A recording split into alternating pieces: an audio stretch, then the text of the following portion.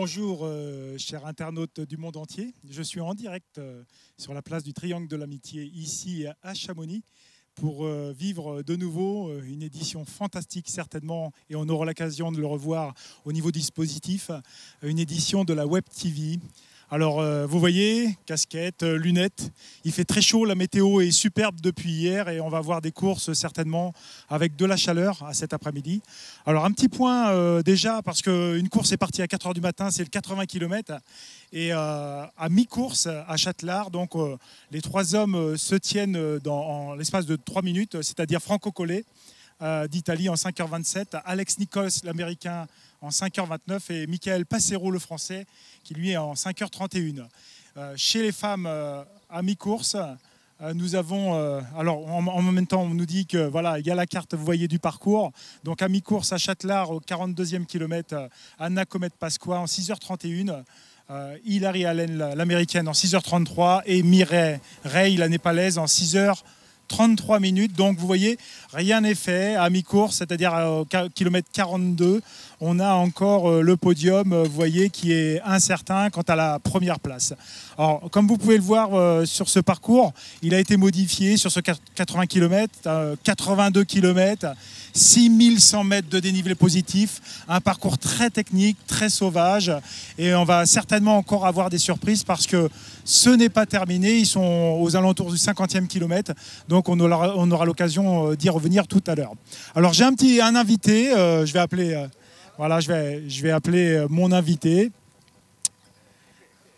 Ouais. Rendez-vous en live tout à l'heure donc à 13h30 au plan de l'Aiguille.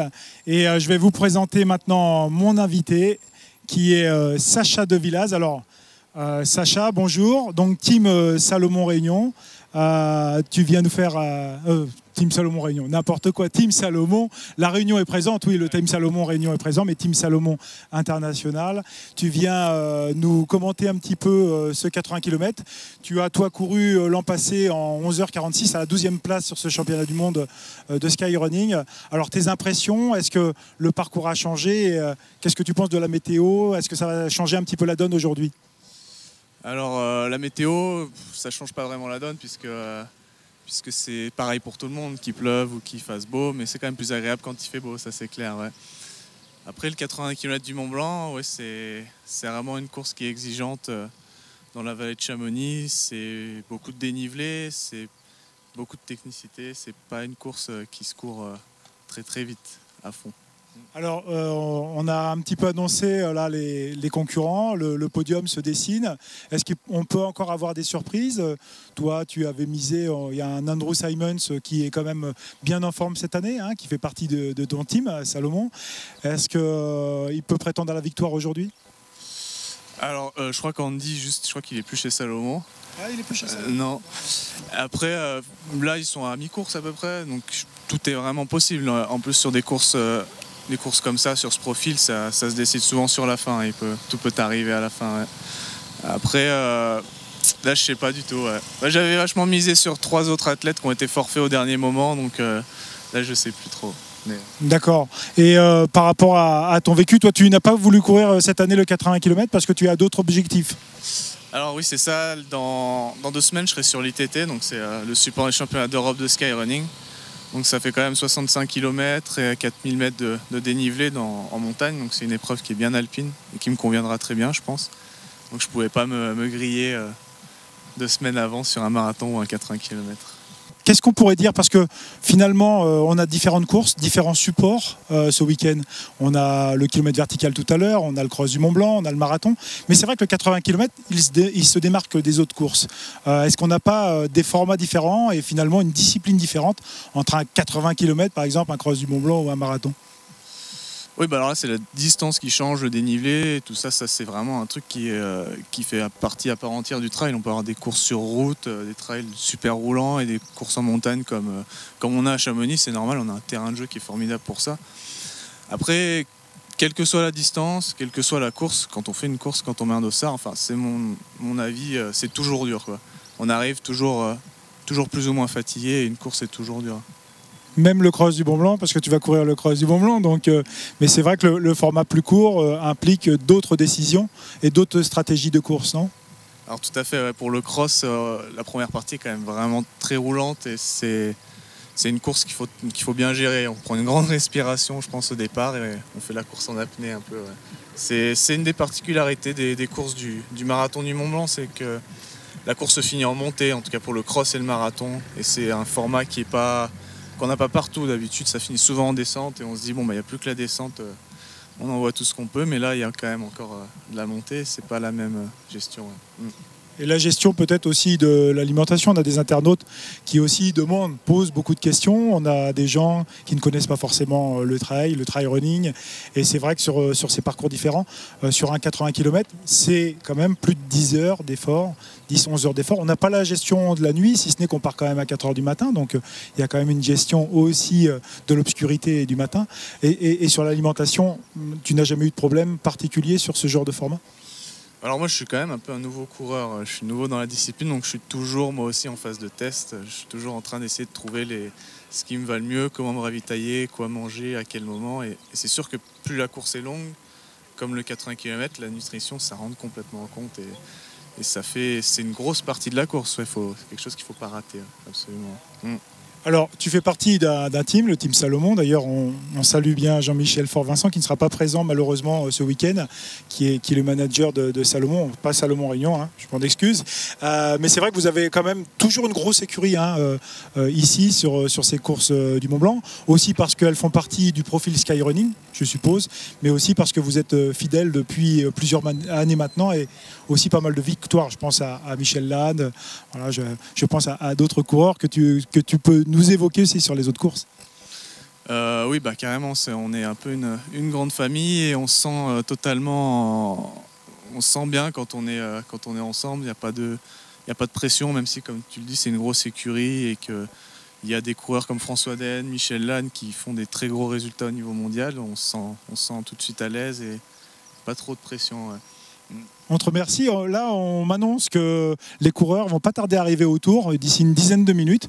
Donc ça veut dire qu'ils sont aux alentours du 50e kilomètre avec une équipe technique sur place, un dispositif énorme, on le verra tout à l'heure, on y reviendra. Et puis on va aussi voir, on va pouvoir commenter ensemble les images du départ ce matin qu'on va voir. 4 heures du matin, tu y étais ce matin? Non, tu dormais encore. Non, je dormais. Donc on voit les images du départ, on peut les commenter ensemble. Alors toi, tu as vécu ça l'an passé. Donc c'est vrai, 4 heures du mat quand même, pour la gestion du petit déjeuner et aussi du sommeil, c'est pas évident quand même. Hein. Alors non, c'est pas évident. Après, comme je disais, faut tester, il faut trouver son rythme. Et moi, personnellement, je me lève tôt, je me lève vers minuit, 1h, je mange, et puis après, je retourne me coucher. Après, le départ à 4 heures, moi j'aime assez bien parce que comme ça, la première partie de course, elle passe assez vite, il fait frais, il fait pas trop chaud.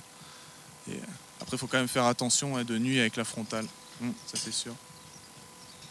Alors on voit là, les coureurs, ils sont évidemment concentrés, ils vont quand même avoir au moins plus de 10 heures dans la montagne, certains 15 heures, 20 heures, etc. Et puis, par rapport à l'an passé, je crois que c'est passé un petit peu moins vite au niveau du Brévent. Alors, le plateau annoncé, c'est vrai que ce n'était pas un championnat du monde cette année de skyrunning. On est sur un format évidemment de coupe, de courses qui servent finalement au skyrunning au niveau mondial.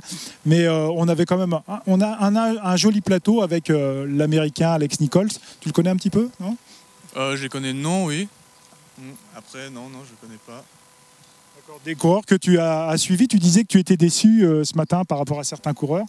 Qu'est-ce qui leur est arrivé alors sur la course? Je sais pas du tout. Non, ils ont été forfaits avant de prendre le départ. Donc je pensais à Philippe Reiter de Salomon Allemagne, à Aurélien Dunampalaz aussi, un ami français qui a à peu près mon âge et qui est bien costaud sur ce genre de format. Je le voyais bien dans les premiers aujourd'hui, mais il a été forfait aussi. Ouais.